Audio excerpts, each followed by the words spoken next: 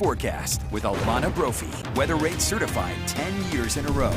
Winds picking up today ahead of some storms. Yes, indeed. Alana, what do we have to look forward to, I should say? Well, we get that stormy view as we take that live look from Utah Lake towards the Lake Mountains, and you can see some rain coming down in the distance. Now, some of that might be virga, which means it evaporates before it hits the ground, but temperatures are extremely mild, 63 right now in Linden, but we know that moisture is going to be filling in as we get through the rest of the evening with some moderate rain on deck. Rain likely in Utah County. We've got that increased cloud cover, which is noticeable in the northern half of the state, particularly in the West Desert. Unsettled tonight and into tomorrow, that wet weather moving in, valley rain and mountain snow, and we've got another storm right around the corner.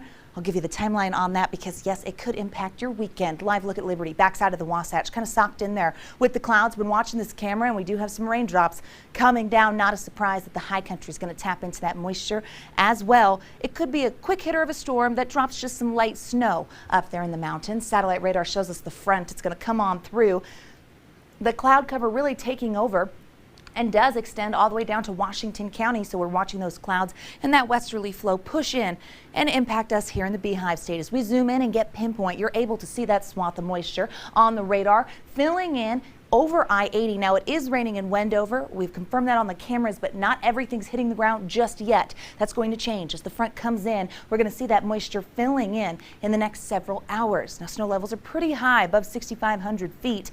They'll drop a little bit, but this is mainly going to be mountain snow and valley rain. 56 right now in Salt Lake. Temperature slightly above the norm, which is 54 this time of year. Falling into the 50s with that wet weather filling in for the rest of tonight. Into tomorrow, we remain unsettled because that area of low pressure is on the move. We also see the chance of some thunderstorm activity in the central and southern portion of the state because the front kind of intensifies a little bit as it treks south. We are going to see increased winds as well. Futurecast gives us a great timeline on when to expect this moisture. Here we go. This is by 11 p.m. You see that valley rain extending into the West Desert, mountain snow with light accumulations, and we watch as the front progresses south into the early morning hours. It's into central Utah. Into tomorrow, it becomes more showery. Here we are just before lunch, West Desert, eastern Utah, staying pretty active. And as we make it through the afternoon, that daytime heating will add to a little instability. Notice how on the eastern and southeastern portion of the state, we could get some thunderstorms. It will be mountain snow in central and southern Utah. Yeah, some snow up there in the high country, and we see that moisture holding steady. High pressure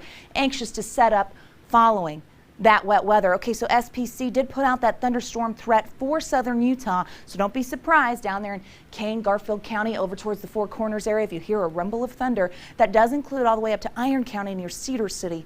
So thunder snow is possible, 2 to 5 inches in the northern mountains, 1 to 4 for the central and southern mountains. Not a tremendous amount of moisture, but every little bit helps. Gosh, we need it. 20 days left to accumulate that snowpack. 40s and low 50s along the Wasatch Front, which will dry out and maybe see a pop-up shower through the afternoon, but really it's going to be central and southern Utah where the potential for thunderstorms will linger.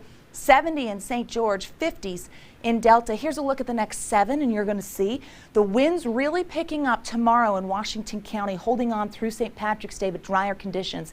Another storm for the latter half of the weekend. So that long range kind of gives you an idea if you're making outdoor plans. Saturday looks like the pick day because wet weather starts to move in Sunday, could linger into Monday. Temperatures, well, we've got a little bit of something for everyone. You like the 40s, maybe the 50s, the 60s, your jam? Stay with us for the next 7 days. We're delivering. Glenn, Emily, over to you. All right, I'm sticking with you, Ella.